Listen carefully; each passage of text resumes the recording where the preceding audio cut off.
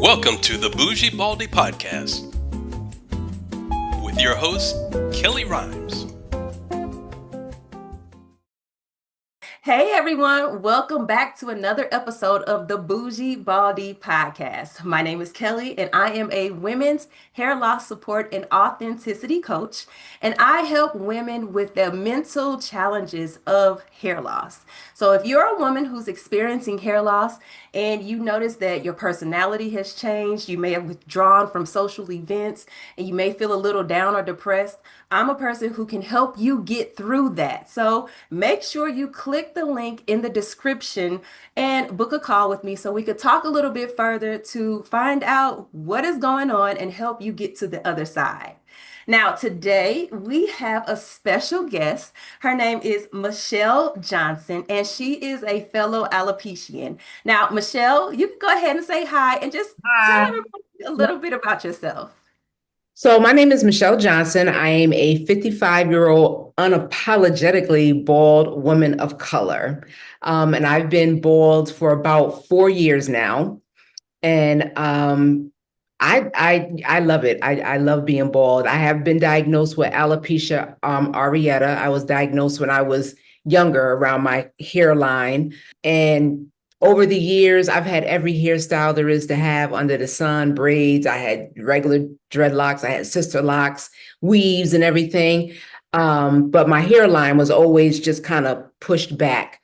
And just decided that, I was just, as I got older, I was younger then, and I was just and trying to keep up with the latest trend and styles and, and everything. But then as I got older, I just decided, you know what, I'm over this whole hair thing, and just decided that that was it. I started when I cut my sister locks off, I just went down to like a little, what they call a TWA. And there I went down to almost like a GI Jane, a peach fuzz. And then I said, you know what? I wonder what I would look like baby behind, smooth, bald. And I did it. And I was like, okay, I like this, and I was a little hesitant to go outside or go to work with it. And I was like, well, I'm just going to do it. And it's either people are not going to like it or they're not going to like it. And surprisingly, I just got tons of comments, that wow, you are really rocking that. Not too many Black women can wear their hair bald. Wish I could do that, and here I am. So you know what? Don't think I'm sorry. Go ahead. Don't think I'll ever have hair again, my own or anybody else's. Hey, you know what? I was about to just jump in there because something stood out to me. You had sister locks. How long did you have your sister locks before you started noticing your thinning hair? I had my sister locks probably, I think about maybe about 5 years I had my sister locks. Yeah. Okay. And they were a little, so first I had traditional locks. And those, as they get longer, they get heavier. And depending on how your loctician twists, a lot of them twist going back. So the longer they got, they were further pulling my hairline back. So I already had the alopecia, but then the locks were further pulling my hair back. When I got the sister locks, the grid pattern that they use, they kind of come down this way, so it was easier to hide my edges with the sister locks. But I think my season was just over with locks, and I just decided that I was over it. I was done with it, and just decided to cut them off. And so I'm asking that because I had traditional locks too. And that's when I first really started noticing that I was, losing hair, right? Noticing the bald spots and the thinning in my locks. So that I've also talked to a lot of other women who had locks, and same thing happened, and they ended up having to cut off their hair, or they have alopecia or whatnot. And so that's why I was just wondering when you said that, I'm like, wow, because I'm just hearing it more and more. And I know locks are a natural style. I love them. I wish I could have them again. That's one style I wish I can get back. But this is what it is. I'm just wondering though, like you said, is it just the twisting part and how the pattern is going and the retwist and the weight of our hair that's really causing the hair loss or causing alopecia? Or is it something else in addition? And I really do believe it's something else in addition. I think it's a combination. But what are your thoughts? I think it's a combination also too. I think it's a combination with the twisting, how you're twisting, how we style locks. We always kind of want to, in the summertime, it's hot, you put them up in a bun, or you do the Erica Badu wraps, or so I think it's all of that is all friction and tension on the hair. So I think it's just a collaborative issue, as far as the hair loss. Yes. Yeah. And I mean, I also feel like it's internal too, like dieting and health and, all of those things, because I've also heard that like fibroids can be linked to hair loss. Of course, thyroids and other, Yes. medical conditions can be linked to hair loss. But I guess it's just not, or it maybe hasn't been in the past, and maybe they're talking about it more now. But I guess the medical industry isn't really saying, oh yeah, this could happen if you have fibroids. A lot of Black women have fibroids. I had them as well, but I did not know that could have been linked to hair loss until just recently, and I had it for years before I had them removed. I have fibroids too, but again, never associated with my hair loss, So Yeah, as yeah. as a child, though, I always had I had scalp problems when I was a child. I remember having dandruff really, really bad, to the Mhm. point where I would say there's two types of dandruff. There's the growing kind, and then there's the kind that takes your hair out. So I had the kind that took my hair out. My mother would wash my hair with a special kind of a shampoo that was prescribed by my doctor. And Mhm. um, it just kind of, I think it all kind of started back then as a child with my hair situation. And then I think as I got older, it just kind of rectified itself. Mhm. And in this alopecia, which back then it was just told to me as alopecia. I didn't learn about the different types of alopecia until honestly 2 years ago, going to the BaldyCon Okay. conference in Atlanta, Georgia. And Mhm. I learned that there's about 7 different types of alopecia. And I was like, wow, I was only told I just had alopecia. They did a biopsy, Mhm. a little piece of skin here, and they sent it to the lab, came back, I had alopecia. And, but there was nothing for me to do about it. I did do some shots, like, the little, Yeah, injection shot, the steroid injections. yes, I was doing that, and it would come back like a little peach fuzz, but nothing of any kind of thickness or anything like that. So then it was hard to keep up with those shots and everything. So tried different kind of salves, stuff over the counter at the beauty supply store, and nothing just worked. So I just kind of had to realize that I was never going to have hair around my edges, but being young, I was still getting my hair braided. I was going to 125th Street every so many months, getting my hair braided. And I should have known something was wrong when them ladies would braid my hair, and then they would, the part here, they would take the thread to kind of bring them close together. Mhm. The braids come together. And that was further adding tension, and whatever little bit I had there, it was just rubbing out, coming right on. So I just had to come to grips that I would never have hair around my hairline. I would always have hair, and I had a nice grade of hair, but it Mhm. would like kind of start back here.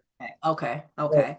So when you were diagnosed with alopecia, like what was your biggest fear or concern when you were first diagnosed?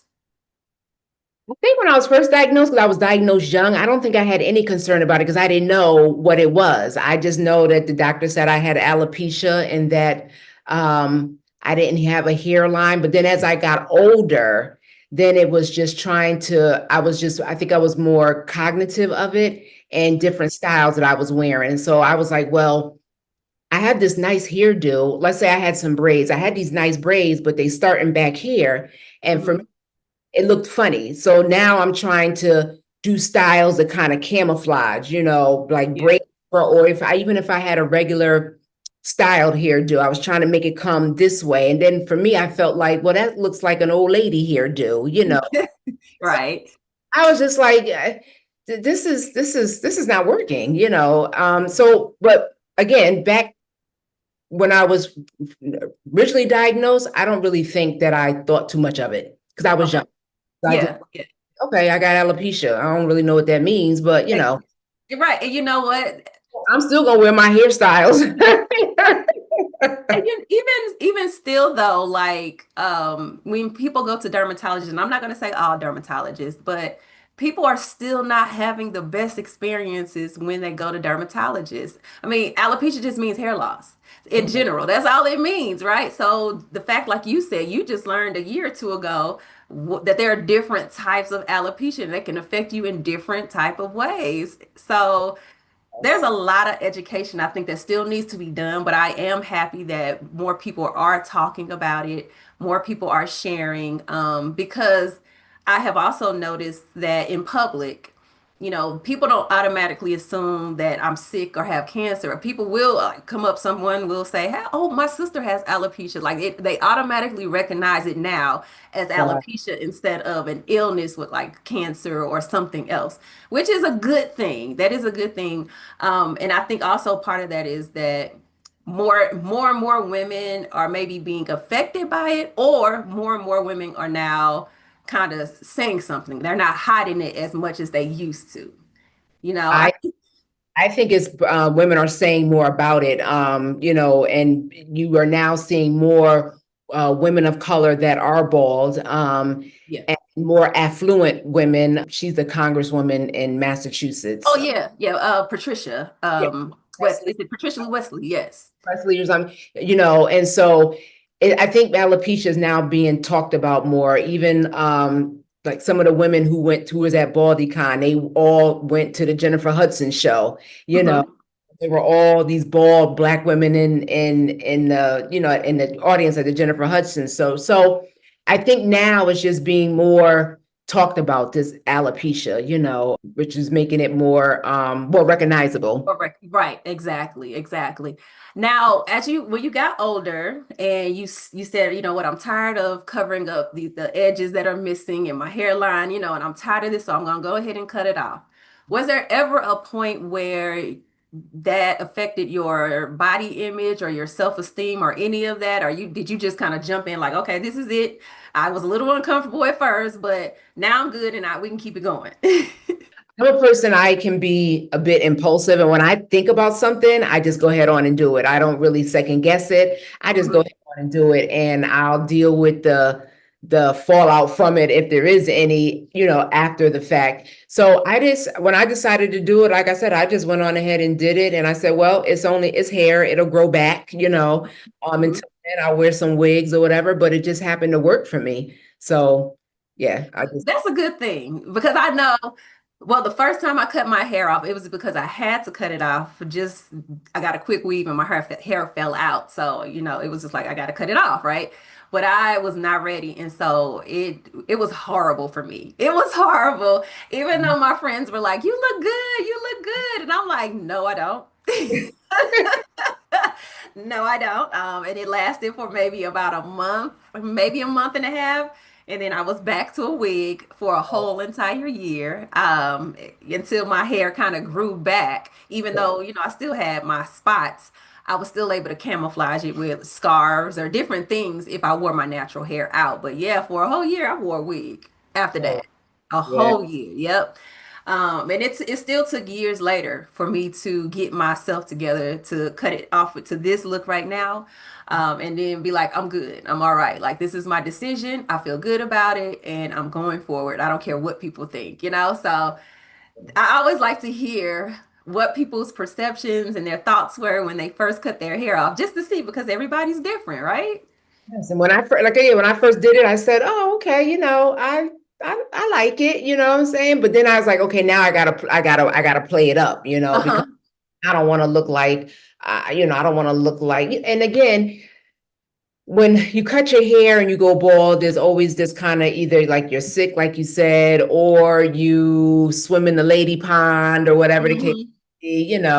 So I did not want that. So I said, okay, well, I have to play this up. So I said, well, now it just means makeup that I don't usually wear makeup every day, but I'm gonna have to start wearing some makeup. I'm gonna have to do some little eyelashes, some Hmm. earrings.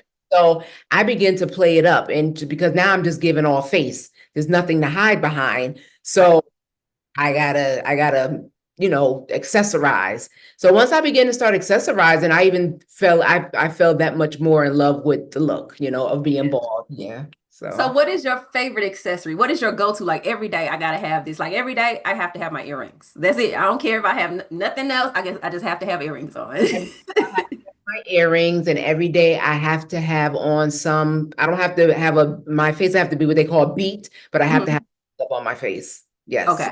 Okay. Yeah. Lashes, not so much lashes, when I go out, but I have to have some makeup on my face. Yeah. And Yeah. And I know some women, like to dress up a little bit more, just do different things. Um, if I had many places to go on a regular basis, I probably would do that.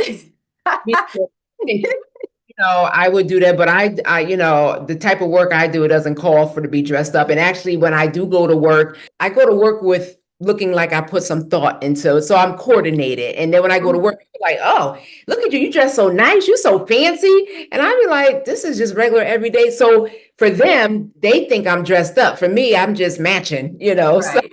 You just looking good. Just this is what I want to do today. and so you think I'm fancy, then so be it. Now, are there any other women in your family that have alopecia?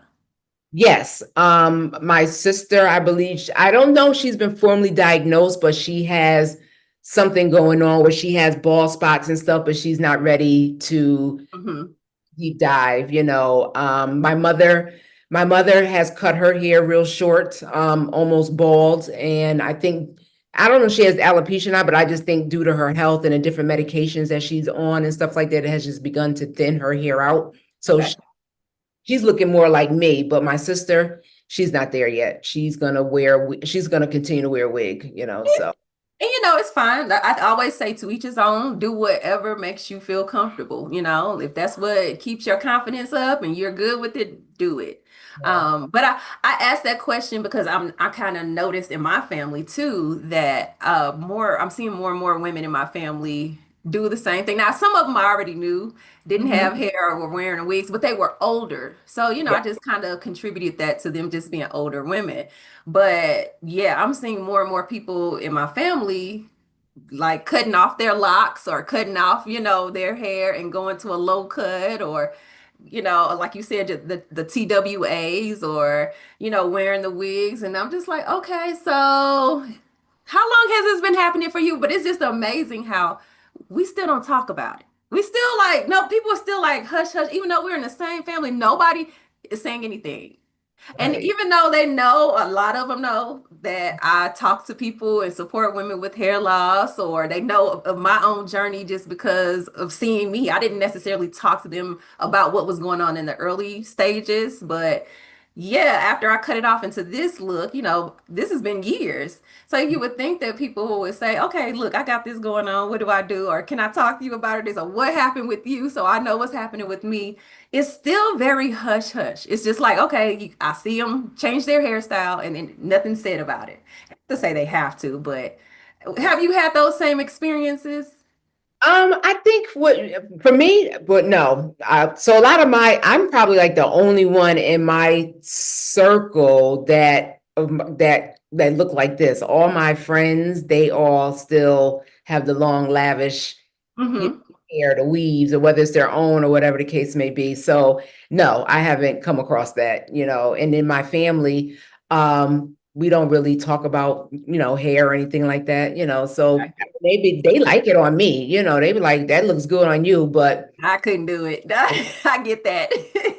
I think I hear a lot of women say, oh, I'm too fat, what I'm saying? Or my face is too big for, I would love to go bald, or cut my hair short, but my face is too big. And I'm like, that is so not, what I'm saying? I don't know why we attribute our weight to, our hair, how we wear our hair to our weight. If you want to cut it, just cut it. You got to make it work for you. Yeah. And And I just another thing I hear too is I don't think I have the head for that oh or I, head shape. Or I'm like, well, how do you know you never cut your hair off? I mean, I didn't know what my head looked like until I had to cut it off. So, You don't Right. know. Yes. You don't know. We're so Um, mental of ourselves, that we'll talk ourselves out of, we want to do things, but we just second guess ourselves, with, oh, I don't think I have the right shape head for that, or I got a big head. Well, again, like you said, how do you know you have a big head? You might have a little tiny peanut head. exactly. It might be cute and round. What's making it look big, so. Uh-huh. Uh-huh. So have you ever like encountered any like stigmas or misunderstandings from people who, whether you know them or not, in regards to your alopecia?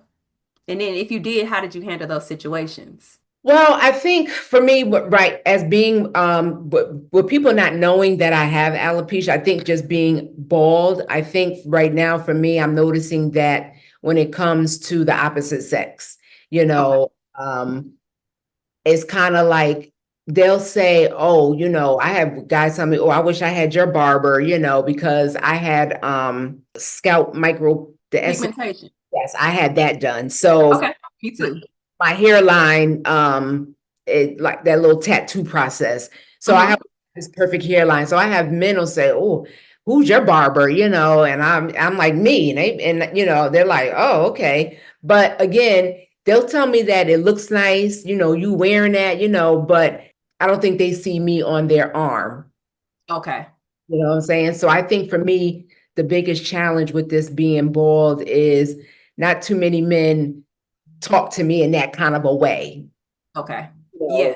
yeah, Yeah. again, they'll look, they'll comment or whatever, but again, I don't think they see themselves with a bald woman on their arm. Hmm. I think it depends on the man too. Yeah. Because I know I met my partner when I was bald. So, but part of that was that was part of my decision to go ahead and embrace this look and get the micropigmentation was so that I could just be myself authentically when it came to dating and life and anything, right? I didn't want to cover and hide anything because this is who I am, right? But yeah, I get the compliments. You look good, this, and that. But I think too, I'm just gonna just say, just from my partner's experience, his mother always had a low haircut. Okay. So she always has like TWA, So he was just like, I mean, my mom always had short hair. I don't care. And even my former husband, before he passed away now, but his mother had hair loss or alopecia. She just wore wigs. So he was used to seeing a woman who, had hair loss. So it wasn't a big deal for him when I said, oh, I have alopecia. Now, I met him when I still was covering it up. I was still doing crochets and wigs, and really camouflaging it. And I had to kind of tell him, and I was so nervous to tell him. I was like, yeah, so I have this condition and my hair is coming out and da da da da da. And he was Mhm. just like, okay, cool. I mean, my mom, she doesn't have hair. And I was like, oh, Right, okay. right. So you Yeah, just never kind of know. But there are, like you said, those men who were like, yeah, I couldn't do that. I couldn't right, do that. right. Until they see you looking good, like you got your clothes on, you going somewhere and they're looking like, oh, that's when Mhm. you get those stares and they're like, I can't believe how pretty she is because and she doesn't have hair. Those are the stares you start getting. Yes. So I uh get, again, I still feel like I get those stares, but then I still feel like those type of men are still like, I like it, but I don't think I would date you. You know what I'm saying? Not yeah. ready to date a woman with no hair, short hair, or no hair, especially I think if they themselves are bald. You know what I'm saying? Um, Hmm. yeah, I just feel like, and maybe that's just the men here in Connecticut where I'm at, I think that's just everywhere. I mean, I don't know, but again, all men are different. We can't put them in a box. Right. But I know one thing, I ain't gonna add no hair to find one. So this No. until that's whoever, that confident man, you know what I'm saying, that um is not gonna mind, they're not gonna care, Yeah, so. yeah. And I know I've talked about this a little bit before, but there are so many women out there who are they're really, really putting a lot of pressure on themselves. They're losing their hair, they are in relationships, and they don't want their partner to know, or they keep, kind of really trying to do something to get their hair back, even though it may not be working, because they're so worried about their partners leaving them. So, it's like, ooh, that's a hard situation. And I have so much empathy for, women who are in those positions and feel that way. I was actually at a conference, and this woman, she still had hair, but she has scarring alopecia, but she has curly hair, so it kind, she's able to cover it up and kind of camouflage it pretty good. But to hear her talk about her husband's like, do whatever you need to do to keep that hair, throw everything, spend whatever you need to spend. And I'm like, that is right. It's like wreaking havoc on her self-esteem. I know she doesn't want to lose her hair. Nobody does. Nobody does.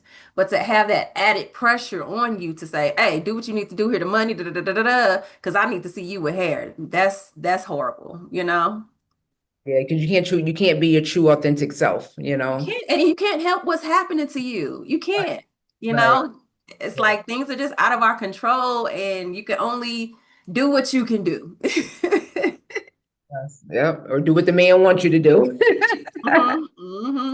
Now, I know I have a coping mechanism as far as how I deal with people who are always like staring, or, all the attention I might get from being bald.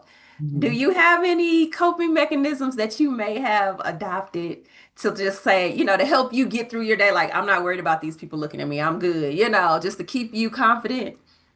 No, because you know what? I've always been a confident person. And so when I notice people staring, I think I kind of just stare at them to let them know that I know you're staring. Mhm. But Mhm. I don't, not in like a nasty kind of way. But ask, what I'm saying? Instead of staring, ask. I mean, if you want to ask me a question, ask. I'd rather for you to ask me a question than to just stare at me. I just Right. staring is just rude.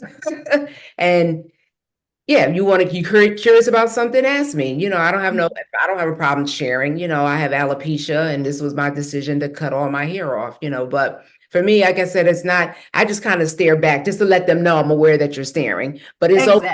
it's okay for you to ask whatever it is that you want to ask. And Mhm. that's kind of how I deal with the stares. Yeah. That makes me think about the Facebook group, Don't Stare, Just Ask. Don't Facebook. stare, just ask. That's exactly what it's about. That's exactly why the group was created.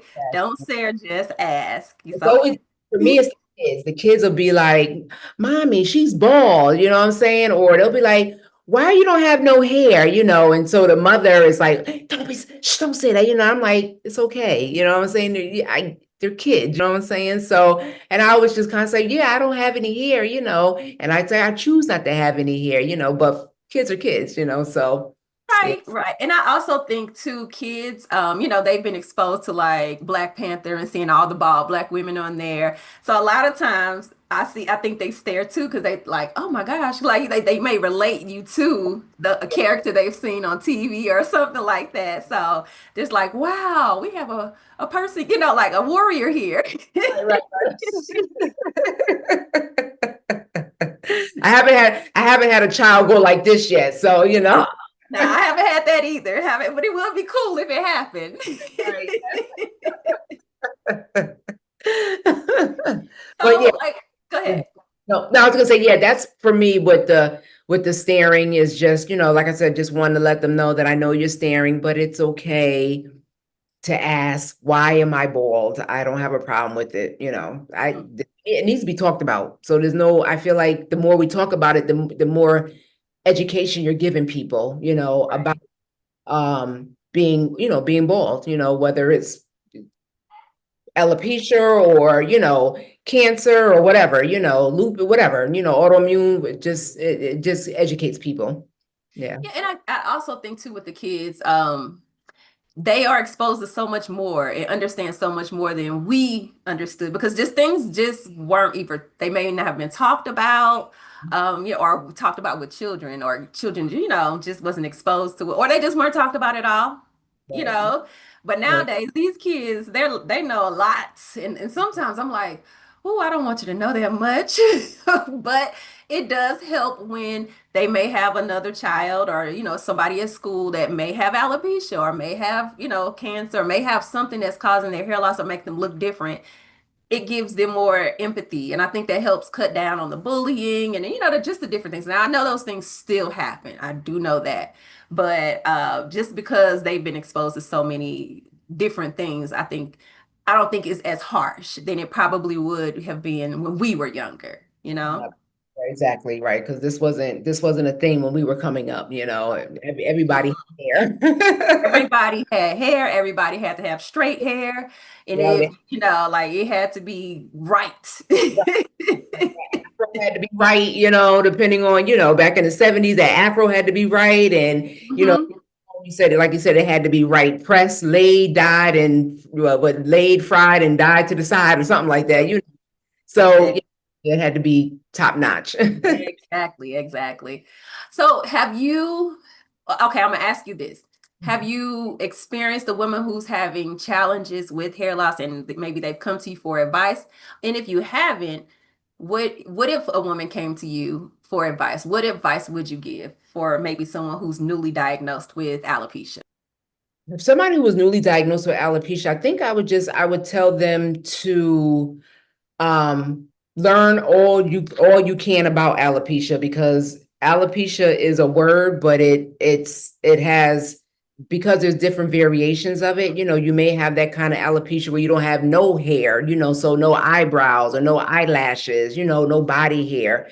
I would tell them to educate themselves and then begin to just um get the feel of their new, this is going to be their new reality of not having any hair. So, I get wigs and stuff like that, but wear some wigs some days, maybe some days not wear, or, when you're in the house, but then gradually start going outside, without a wig or without a hat or without some kind of covering. So that way you can slowly wean yourself from wigs and hats and coverings that will also begin to add more friction and to the scalp. Yeah. Hmm. Hmm. I think that's what I would, it's just baby steps, what I'm saying? Everybody can't take a deep dive, Exactly. and just say, oh, I'm bald and I'm going to be, I'm every woman. They can't, well, some women just can't do that because there's a lot of attachment to our hair. Yeah. It's our crown, so it's a lot of attachment to it. I know when I cut my first set of locks, I cried because Hmm. it was a part of me for like 12 years, and to cut them, I was in tears, I saved them and everything, so I get it, but again, this time where I was at in my life with this, I was just like, I'm over it. I'm doing it. I'm in my 50s now, and this is just what it's going to be. I'm not trying to keep up with the Joneses. I don't have every style there is to have in the book. I'm over it. So yeah, Yeah. Yeah. again, baby I, steps. I've talked about that, like how your hair is your part of your identity. It's a part of your body. It grows from you. So yeah, you're losing a piece of yourself, or you've lost a piece of yourself. We don't always look at it like that. And I think I've shared this. I know I've shared this before, like how we actually have to go through a grieving process. And maybe we don't even know it all the time. I don't think I knew it at the time that I was going through a grieving process. But yeah, yeah, we are losing a piece of ourselves. We have to grieve that piece of ourselves in order for us to eventually get better and maybe, embrace it and move forward and do what we need to do, right? Definitely, definitely, yeah. So have you had any proud moments during your alopecia journey? You know what I mean? Like, has there been a time where you like, oh, okay, I feel good, or you did something for someone else to help uplift them, or anything like that made you just proud? Oh gosh, let me think. um, oh, I mean, I know there's something, you know what I'm saying? I think for me, I think every day, I think I'm proud every day. I think I'm just every day when I get up and I step out this door and I know that I feel good about myself. I feel like I look good, and for others to say, oh my God, I have other European women telling me, oh my God, you look so regal, and Mhm. it's like, okay, regal, that's like a queen, okay. Right, and I accept it.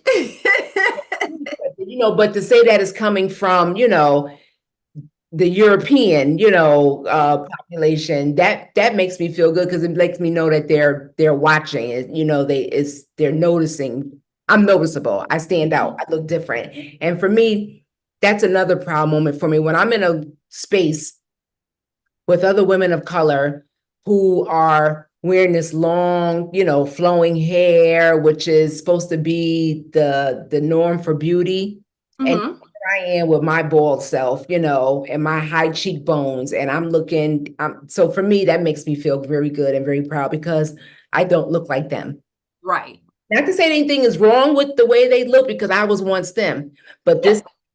this is where I'm at now in my life and in my journey. And it feels good to know that I stand apart, in that aspect. So that makes me feel good. That really, Okay. yeah. Cool. Now, is there anything else you would like to share with the audience as far as maybe words of encouragement, words of wisdom, anything before we wrap up this episode of the Bougie Baldie Podcast? I think, you have to know thyself, in any and everything, but with this alopecia, just know yourself, know what, like I said, baby steps on your transition from having hair to no hair. Embrace it, play it up, with your accessories, and just own it. You just have to own it. You just have to own it. There will always be naysayers. There will always be people that say, oh, I don't know why she did that. You know what I'm saying? I would never be bald or whatever the case may be, Mhm. that's them, you know what I'm saying? They don't know your story, you know what I'm saying? So you just have to, again, like I said, own it and walk in it, embrace it, and it will all come full circle. It really will. Yes, yes. And I agree with that because once you have that confidence up and it comes out and it always shows, you'll notice that people really aren't saying too many negative things, because your confidence is like overshadowing anything. Right. So, but if you walk outside with your head down and have low self-esteem and people can see that, they're going to Right. feed off of that. Yes. So you Yes. have to have confidence. You have to hold your head up high. Head up high, and you know what I'm saying, when you walk in that room, and just all eyes on you, All eyes, right. saying, oh, she's beautiful or she look a mess, whatever, you know what I'm saying? Just hold your head up high and walk it and own it. Just own the room, and Own it and smile. I know I yeah. walked into a room or it was a dinner Mhm. and it was people I didn't even know. I only knew like one person there, but everybody else was a stranger and I was the last person to get there. So of course I walk in and all eyes on me. It goes silent and I'm like, "Hi," and I'm smiling and I'm just like, "What's up?" Because you have to show that confidence. Yeah, that ice. You really do have Yeah, that ice. yeah. Let And then them people go to they go back to normal. You just got to give them time to get through that initial shock, like, oh, she right, doesn't right. care, 'Cause everybody that came in before you is kind of looking the same or kind of got that similar look. You know what I'm saying? Now here you come completely, smooth, head shining, like a bowling ball, whatever the case may be. And I think sometimes it just shocks people, Mhm. to see a woman, so beautiful, you know what I'm saying, without this this thing called hair that people say is supposed to define your beauty. Yeah. I think it just shocks people in the beginning. So yeah, you just have to own it. And like I said, the stares will be there, the whispers will be there, but then after a while, like you said, they just go on back to whatever it is they're doing. Exactly. Well, thank you so much, Michelle, for sharing your journey, giving your opinion, your thoughts, and all of the things. Now, And I just everyone, I will. Oh, go ahead. so one day, I also want to tell, if you're going through, there's a tons of support groups throughout social, like on Facebook. Again, like I found BaldyCon on Instagram, just being on Mhm. Instagram, and I saw this. I was like, BaldyCon, what is this about? And Felicia, the organizer, she was on there, beautiful, whatever. And I was like, I'm going to that. And I Mhm. booked and I went the first year. Come to find out, two of my friends went with me, and I've been going. This will be my third year going. But I say all that to say is that being at that conference, that's when I never even knew what a trichologist. Yeah, I never even knew what that was, and that's somebody that really specializes in the scalp and the follicles and things that I didn't know what that was until this. So there's so many support groups out here. There's a lot of education out here, there's different conferences and meetups and things of that nature. So, and I really didn't even know that there was a whole community of bald women, I think I really found my tribe by going to that conference that first year, so. Yeah. And like I said, I'm part of different Facebook groups and everything like pertaining to, being bald and everything. So you're not alone, what I'm saying? You just have to tap in. Tap in, be open. You don't have to get up there and show your face or, take pictures and videos. You could just simply like and comment on other people's picture or just make a post about whatever. And there will be a ton of people there to support you. You could say, I went outside for the first time without my wig on, and you will have 300 people in those groups supporting you and cheering you on, saying congratulations, Learn so much about scalp care and products to use and clippers to use if you do your own, if you cut your own hair. It's just so much, follow some influencers that are, bald and everything. So it's just we're just a whole vibe.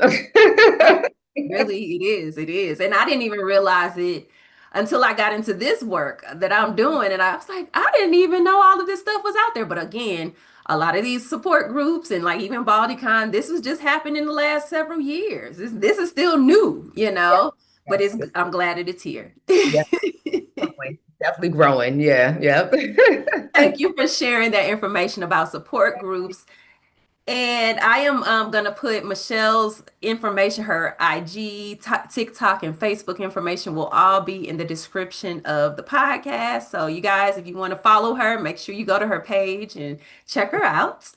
And also, before we leave, I want to make sure you guys know that I am still looking for people for the Bougie Baldie show. So, the Bougie Baldie TV show is an extension of the podcast where we will have episodes educating, providing real information, real stories about hair in general or hair loss. And we also have companies that are on there that have either services or products that support people with hair loss. It could be men, it could be women, but those companies are on there as well.